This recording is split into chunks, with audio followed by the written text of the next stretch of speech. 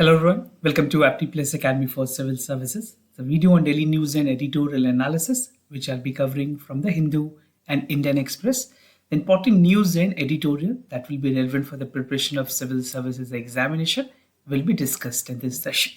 Let's get started with the news topic list. Today is 14th of March. The first important news, that is India remain the world's largest importer of arms. This is the report which was recently released by SIPRI. We'll see the detail. Second, synchronized vulture survey in Karnataka, Tamil Nadu and Kerala. Third, panel pull-ups Labour Ministry for underutilization of fund. The fund that was actually allocated was not utilized, and it has compromised with a lot of government programs and policies for the labour welfare. The second last is India's treasure trove sitting in US Museum. We'll see the detail about this as well. And the last is an editorial, change for India to shape a data governance regime. Apart from the news and editorial discussion, at the end of this video, there will be MCQ based questions. These questions will be based on current affairs that will help you for the upcoming prelims examination. So without any further delay, let's get started. And before I begin this session, those of you who are new to our channel, do not forget to subscribe Apti Plus Academy for Civil Services on YouTube. If you like this video, if you find this video informative and helpful for examination purposes, do press a like button. And all the aspirant who's looking forward for personalized mentorship support program, we have launched a new initiative which will give you and assist you on a personalized manner, where integrated individual preparation is a focus with weekly assignment and Sunday test. Regular in-person mentorship will be given to candidate, coverage, revision target plan, and even scientific performance tracking system will be there. If you are interested, do check out the description section of the video where I've provided a dedicated link will be redirected for the further details. And let's get started with the news discussion. And before I start the discussion, something very trending in the news is about the Oscar award. India has bagged 2 Oscars. It's a pride moment for India, and it has been reported in the history for the first time that we have won the Academy Award. So Oscar is a normal nomenclature which is used in a layman term. Actually, official name is 95th Academy Award. This news does not need the detailed analysis. मैं आपको सिर्फ एक briefing के लिए बता रहा हूँ because this might be relevant for many other government examination. The reason being, I have kept this at the beginning और एक कुछ basics बता के फिर आगे news discussion detail में करेंगे. So this was 95th Academy Award. The song from a movie called RRR, the song was Natu Natu, was the best. This was awarded Oscar or Academy Award for the best original song category. And before that, prior to that, there was another award was backed by this song. It's called Golden Globe Award. And the other Academy Award or the Oscar Award was given to Elephant Whispers, that has won the best documentary short film. So these are some of the basics fact that you must know. If you are preparing for any other government examination, it will be relevant there as well. Now, let's get started with the news discussion. The first is India remain the world's largest importer of arms, something important for General Studies Paper 2. Under the subtopic, that is the government policies and intervention for the development of various sectors and issues arising from it, design and implementations. So there was a report which was released by the defense think tank. The name is SIPRI, which stands for Stockholm International Peace Research Institute. And the report says that India remained the world top arm importer, right? But in terms of total import, India's कि जो total import है वो decline हुई है 11% से. If you see the comparison which is there between 2017 and 2018-22, so the number has declined by 11%. Now this decline was linked to a complex procurement where Government of India is putting their best impetus and efforts to diversify the arms supplier, Indianizations of the arms productions, and attempt to replace import with the local design. In the recent time, there were a lot of collaborations and MOUs signed with different countries to have indigenous productions of the arm equipment. Now, SIPRI की अगर बात करें, something basic that you must know, SIPRI is an independent international institute which is dedicated to research into the conflict and armaments, arm control, and disarmaments. Right? It was established in 1966 in Stockholm, and it gives analysis, provide data and recommendations based on the open sources. Policymakers, researchers, media, and interested people use this report.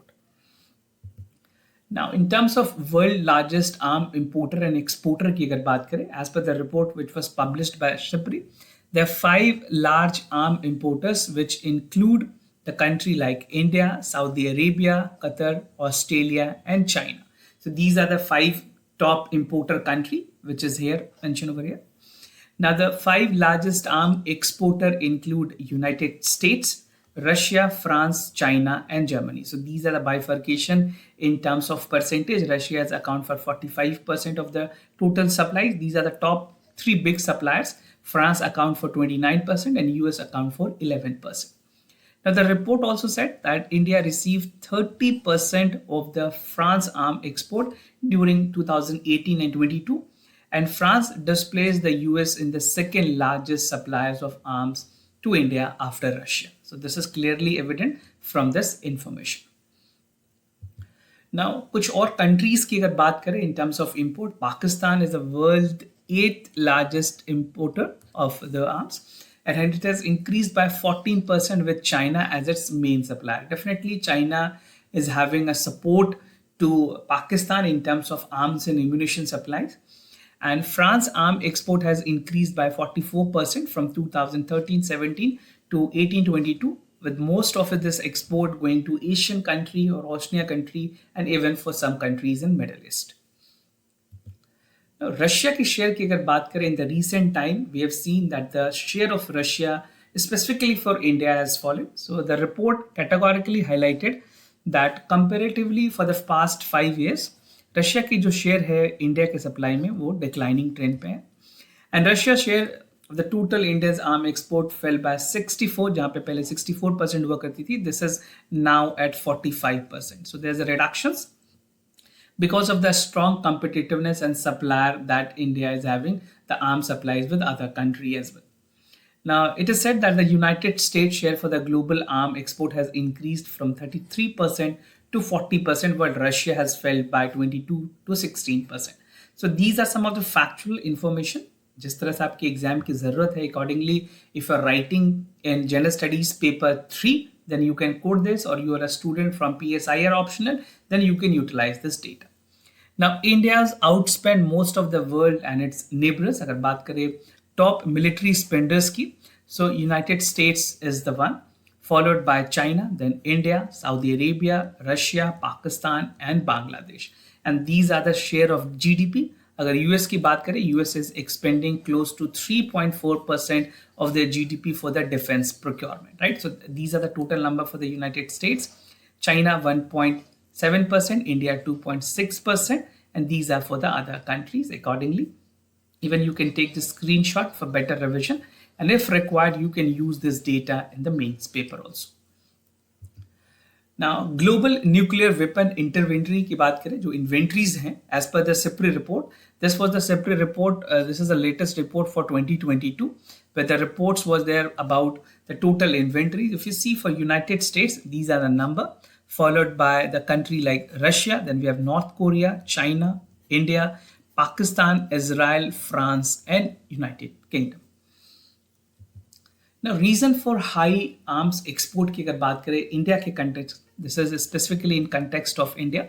So if you see in Indian context, so India's tension with Pakistan and China are largely driven because of the demand. We have seen with China in the Eastern Ladakh region and line of actual control, there was a conflict which is going, and still there's no conclusive, positive answers coming from Chinese side, and even government of India is not satisfied on the way the complete part is handled. So to ensure a preparatory phase, the arms export is inevitable, and the demand of the arm import has increased by, with total of 11% share of the global arm. India is the world's biggest importer of the arms since 2018 to 2022. India has retained its position in the arms export, which is dropped by 11%. This is what we have discussed at the beginning. Now, moving to the other news, synchronized vulture survey in Karnataka, Tamil Nadu, and Kerala. Something important, very much relevant for your prelims examination.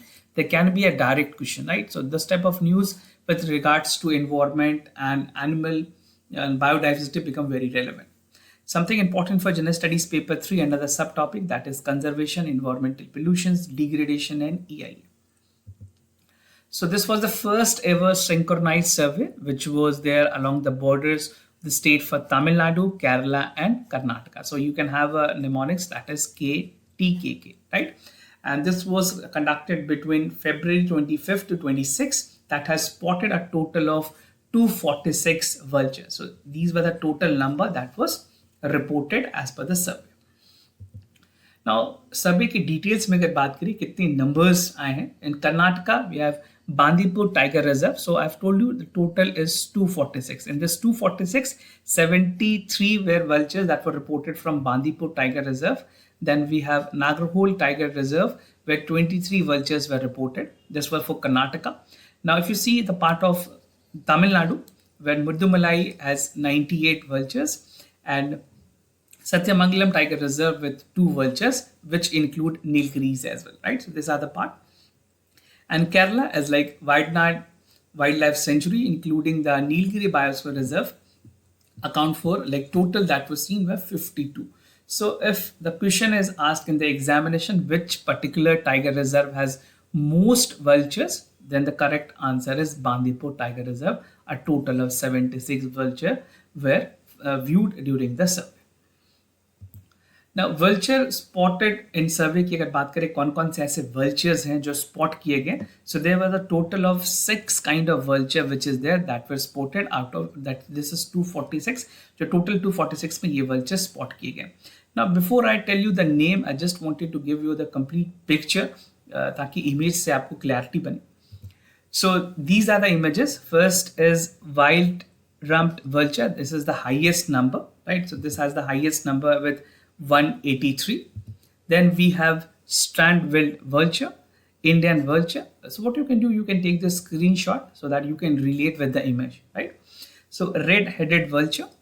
Then there's bead vulture, sonorous vulture. Then there's griffin vulture, Egyptian vulture, and Himalayan griffin. So the highest number that is evident from this is 183, and the other details are mentioned over here. This number will never be asked in the examination, but this is definitely going to be important, that which variety of vulture is most in terms of population. तो ये इस तरह के questions आपसे directly पूछे जा सकते हैं. The correct answer is white rumped vulture, which is this. I think it's most common if you have seen, if you're living in the area where vulture population is there, you might have come across with this vulture. Now, talking about the reason for declining population, क्या ऐसे कारण है? I think most of you must be aware of the fact that there was a drug known as diclofenac drug. So this was a drug which was responsible for the declining vulture population. It's an inflammatory drug which was used to feed the cattle for their inflammations. But what has happened after the cattle died, they feed on the cattle, right? Vulture take the food with the feeding of the animals, dead bodies. उसके वजह से इसके खाने से उनके stones, basically kidney failure की problems हुई, and which has ultimately led to the death of a lot of vultures. So it has a cascading effect, right? And government of India, they have banned this drug. There's no more in use since 2008, and diclofenac is a dangerous fatal for vultures. I'm not getting into detail because we already have discussed this kind of news, and most of you must be aware about this drug. If not, do check it out. आप थोड़ा Google कर सकते हैं, you will get the details. But only thing that is required for you is to know the name of the drug. Now, other part that has resulted in vanishing of the vultures. First, I've told you the drug that is diclofenac. Then other is acetaminophen. Then there's Nimucilide, which like we people also use for painkillers. And there is ketoprofen. So these were the 4 important fatal drugs that is not suitable for the vulture population, right?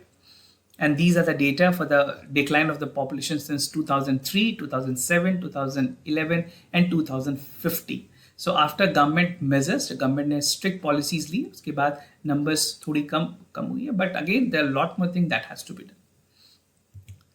Now, moving to the other news, panel pull-ups, Labour Ministry for underutilization of funds, something important for General Studies Paper 2, under the subtopic that is the government policies and intervention for the development of various sectors and issues arising from it, design and implementations. So the Parliamentary Standing Committee, by House panel I mean the PSC, that is the Parliamentary Standing Committee, and this is specifically for the Labour Ministry, right? And they have categorically noted and they have pulled up the Ministry of Labour for their underutilizations of the fund that was allocated to them for particular ministries schemes that they're running with. तो हर ministries के अपने schemes होते हैं. There are lot many schemes with the Labour Ministry, but the fund were underutilized, right? So the panel has asked the ministries कि what were the reason that the fund were not utilized, and even recent में जो Supreme Court के judgment आया where higher provident and fund pensions is something is a basic requirement, जहाँ पे Supreme Court ने कहा है कि that option should be given for the higher provident fund pension. So in that regard, how much additional fund will be required? This is what also the question that was asked by the Parliamentary Standing Committee on Labour. Now, in terms of total budget allocation, this number is not relevant, but to get you the trend and understand the part of the news, ये जरूरी है कि आप समझिए कि क्या numbers दी गई. तो Parliamentary Standing Committee ने कहा that a total grant that was given was 16,893 crore rupees. This was for the budget estimate, but the actual allocate की गई थी revised budget में वो 16,107 की थी. But if you see, the utilization of this fund was only 13,092. So this is almost 81% of 234 that was used in the revised estimate. And even the ministry has said that if you're running short of any sort of budgets, basically panel ने कहा कि अगर कोई भी budget की shortage होती है, you can approach Ministry of Finance for additional fund. But why the fund was not utilized is again a point of concern, because this ministry, the Ministry of Labour, is basically running with a program and policies which is actually helping the people with poor background and who is suffering for their livelihood options also. Now schemes की अगर बात करें कौन कौन से ऐसे important schemes हैं जो इस ministries के through release होती हैं, that even the employment pension scheme known as EPS, right? So EPS is the one scheme, and the National Casual Services which take part of the entire expenditure which cost up to 90%. कुछ और important schemes की अगर बात करें, प्रधानमंत्री श्रम योगी मानधन योजना is there, National Database for Unorganized Worker, Labor Welfare Schemes, and Rehabilitation of Bonded Laborers, right? So these are having a lower percentage. These are the percentage comparison which is given. So highest की अगर बात करें जो share थी, that was on the rehabilitation of bonded laborers. Now negative impact होते हैं when the fund is not utilized to their best and whatever essentially required. So it has a negative impact because जो gross underutilization है fund की वो पूरे programme और policies की जो परफॉर्मेंस उनको खराब करती है, and even it intent that the government is not benefiting the target group. तो जो टारगेट ग्रुप को जो बेनिफिट्स मिलनी चाहिए वो नहीं मिलती, and they have a possibility in getting the fund and even the benefits that should be there for an individual, because government is accountable to public, and that is a complete setup of a democratic system that how we work. Now, India treasures troops sitting in US Museum. This is something relevant on the part of the traditional museums, cultures, and idols that were found. So something relevant for General Studies Paper 1, that is India's culture will cover the salient feature of art form, literature, architecture from ancient to modern times. So there was an investigation by the Indian Express in association with International Consortium to investigate journalists. This is a UK-based finance recovery that was there by the Metropolitan Museum of Art, and it was found that in their catalog, 77 antiquities spanning centuries include 59 paintings were there in the Metropolitan Museum of Arts in New York. Now, कौन-कौन से ऐसे antiquities मिले हैं? This is again going to be relevant specifically for the prelims examination. You cannot expect a question in mains. तो antiquities की अगर बात करें, from Ivory sculpture a moon god Chandra traced from 21st century, right? So this is here, the image is there to give you a clear understanding. Now the second was 8th century stone sculptures of Kamadeva, that is the god of love. This is the image. Now inked watercolor painting of Mahishasur Mardani of 1760, the another red orc, which is again there, right? So this is something which is a part of this. and one paper depicting the Rama Lakshmana, right? So these were some of the images that were evident, and it was found that these are there in that particular museum. So definitely Government of India will take the action and it will be returned back to India. Now moving to the editorial, a change for India to shape a data on governance regime, something important for General Studies paper 2 under the subtopic that is the government policies and intervention for the development of various sectors and issues arising from a design and implementation. It is also important for the same paper in the national e-governance related issue, and also important for General Studies paper 3 where the technological part is concerned. So this has a multi-dimensional importance in a General Studies paper. So what we'll be discussing in this editorial, first talking about the theme. The theme is the data governance roadmap.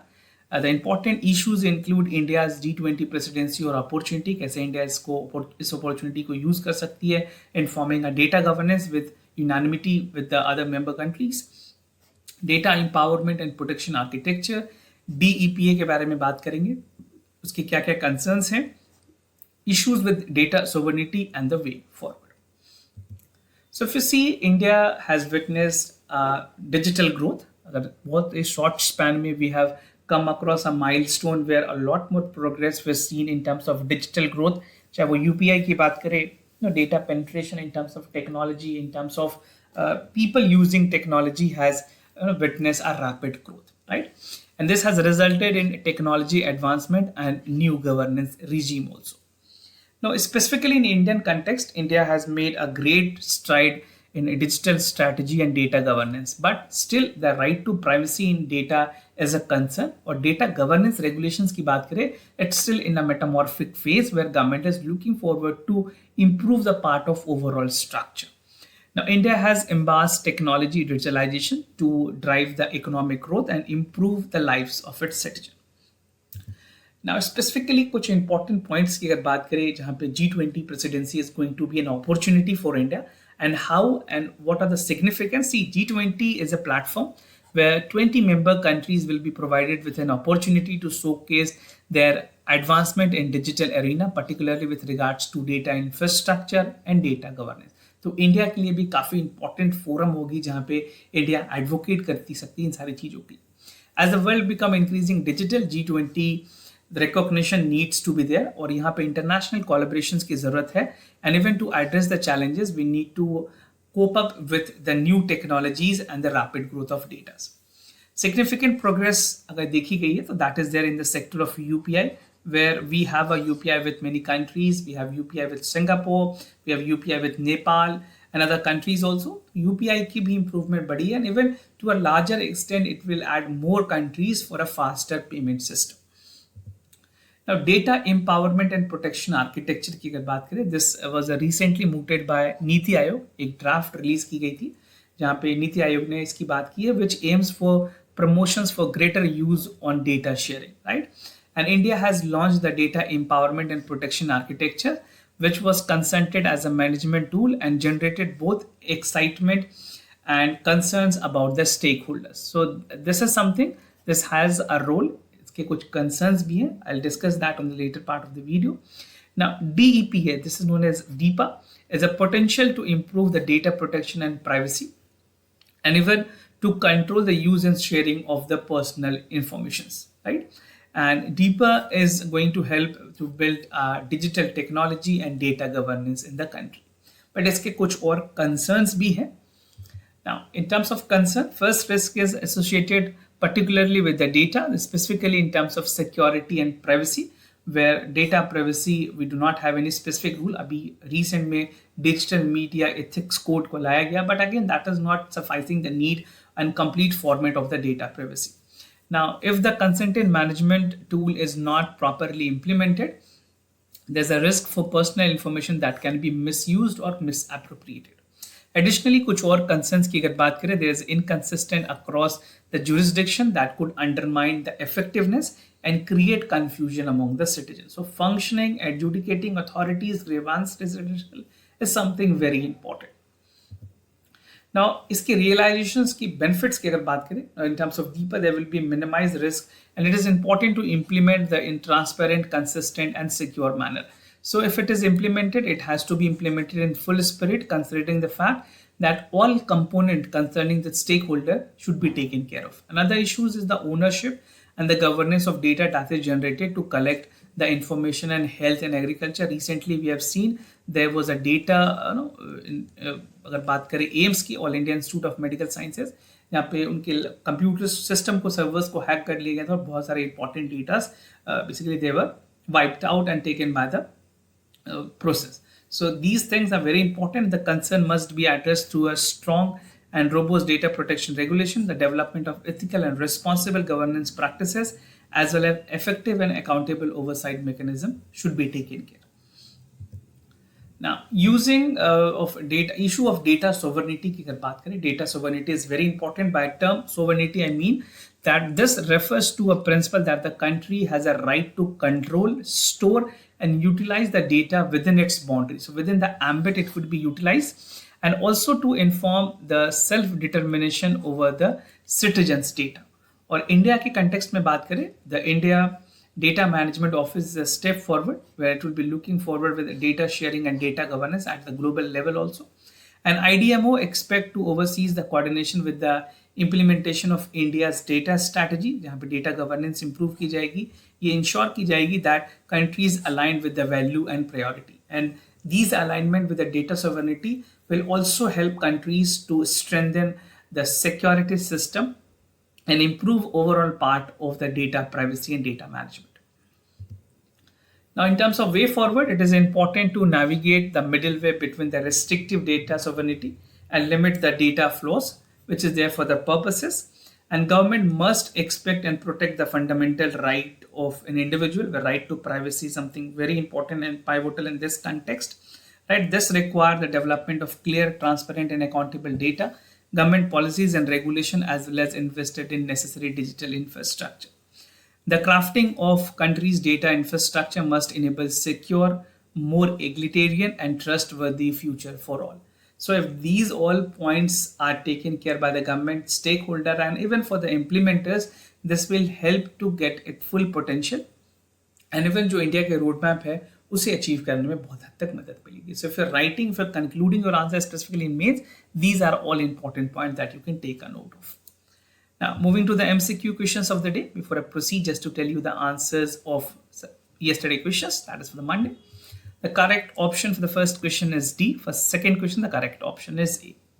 Today's MCQ for practice about United Nations Security Council. आपको बताना है, the UN Charter provide for 15 member of the UNSC. The Security Council is a permanent resident at United Nations headquarters in New York City. Second question is about E20 fuel. Consider the following statement. E-fuel is a 20% blend of ethanol and 80% of the fossil fuel based. Flex engines are those that can run at any ratio of ethanol blending from E20 to 100. So do check it out for the correct options. Practicing a lot more question will give you an added advantage in the real prelims examination. So this was all about for the daily news and editorial analysis followed by the MCQ questions. If you have any other concern, you can reach out to us. We'll be more than happy to assist you. For time being, I'm signing off. Thank you so much for watching this video.